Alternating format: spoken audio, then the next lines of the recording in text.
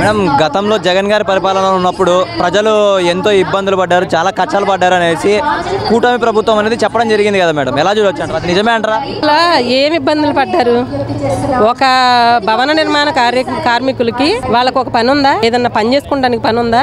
నిరుద్యోగ భృతి కింద బాబు గారు 2000 ఇచ్చారు. ఒరే బాబు, ఇంటి దగ్గర ఇబ్బంది పడద్దు, ఈ 2000 తోటి ఏదో ఒక నిరుద్యోగ భృతి కింద నీకు ఒక 1000 రూపాయలు వాడుకున్న, ఒక 1000 రూపాయలు ఏదైనా బుక్స్ కొనుక్కోవడానికో, లేకపోతే ఏదన్నా అప్లికేషన్ పెట్టుకోవడానికో, ఎక్కడన్నా జాబ్ ఉందంటే వెళ్ళడానికో, ఇంటి దగ్గర బడ్డన అవ్వద్దు, అది గవర్నమెంట్ బాధ్యతగా మేము తీసుకుంటున్నాం అని చెప్పి బాబు గారు 2000 ఇవ్వడం జరిగింది.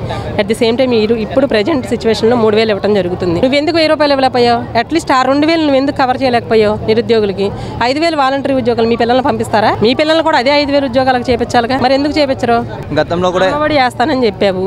బాబు గారి ఔన్నత్యానికి మీకు ఒక ఉదాహరణ చెప్తానండి. ఏంటంటే, జగన్మోహన్ రెడ్డి ప్రజావేదికని రావటంతోనే కూల్చేశాడు. అందరి కళ్ళకి క్లియర్ గా కనపడిన విషయం అది. సరేనండి, బాబు గారు ప్రజల సమస్యలు తీర్చారో దాంట్లో, లేకపోతే అసలు ఏమీ చేయలేదో అది పక్కన పెట్టండి. నువ్వు తీసుకెళ్లి దాన్ని పడగొట్టడం అనేది ప్రజలందరూ చూసారు. కోవిడ్ టైంలో అదే ఉంటే ఒక హాస్పిటల్ లాగా యూజ్ చేసుకునే వాళ్ళేగా. నువ్వు ఎందుకు అలా చేయలేకపోయావు? అలా నువ్వు అది పడగొట్టావు, నేను పడగొట్టాను, ఇదిగో శంషేర్గా నేను ఇది కట్టాను అని చెప్పి ఏదన్నా ఒక చిన్న గుడిసి కట్టావా? ఒక చిన్న గుడిసి కట్టగలిగావా?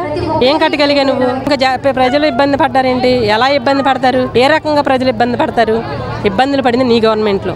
ఒక నిరుద్యోగులకి తినడానికి తిండి లేక, భవన నిర్మాణ కార్మికులకు ఇసుక అనేది అందించలేకపోతే ఎంతమంది, ఒక సెంటరింగ్ వాళ్ళు, ఒక టాపీ వాళ్ళు, ఒక వర్కర్స్, అదేవిధంగా ఇప్పుడు షాపులు అమ్ముకునే వాళ్ళు, కార్పెంటర్స్, ఎంత వర్క్ ఉంటుంది దాంట్లో? ఎంతమంది లాసిపోయి ఉంటారు?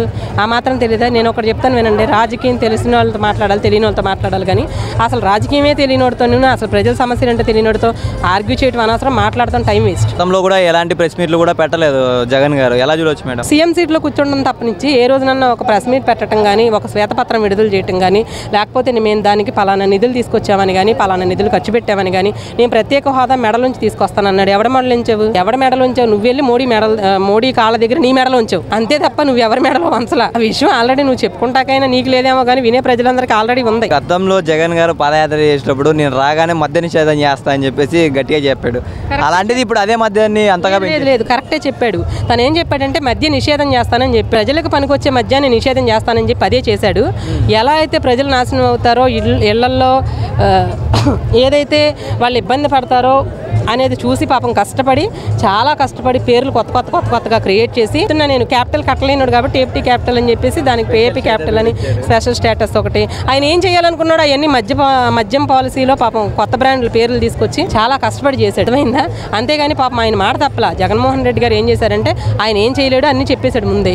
మీకు తెలుస్తూనే ఉంది కదా అసలు ఎంత పెరిగింది, పెట్రోల్ ఎంత పెరిగింది, డీజిల్ ఎంత పెరిగింది, కరెంటు బిల్లులు ఎంత పెరిగినాయి, ప్రతి ఒక్కటి ఇది పెరిగింది ఇది తగ్గింది అని చెప్పి జగన్మోహన్ రెడ్డి ప్రభుత్వంలో ఫలానా తగ్గిందని చెప్పమానండి, ఏదీ తగ్గలేదు. ఒకటి మాత్రం ఏంటంటే మద్యం మాత్రం డిఫరెంట్ పేర్లు పెట్టుకొని పాపం జగన్మోహన్ రెడ్డి గారు చాలా కష్టపడి ముందు బాబులు మాత్రం ఎంకరేజ్ చేసి స్మగ్లింగ్ గంజాయి, ఈరోజు యువత మొత్తం గంజాయికి ఎంతగా బానిస అయిపోయింది అనేది ప్రతి ఒక్కళ్ళు చూస్తున్న విషయమేనండి.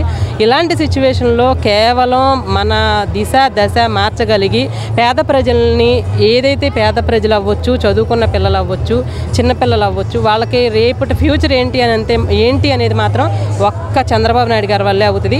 అట్ ది సేమ్ టైం మన జనసేన అధినేత పవన్ కళ్యాణ్ గారు, అదేవిధంగా మన బీజేపీ నరేంద్ర మోడీ గారు కూటమి ప్రభుత్వం ఏర్పరిచి ఆ ఏపీకి మనం ప్రత్యేక హోదాలాగా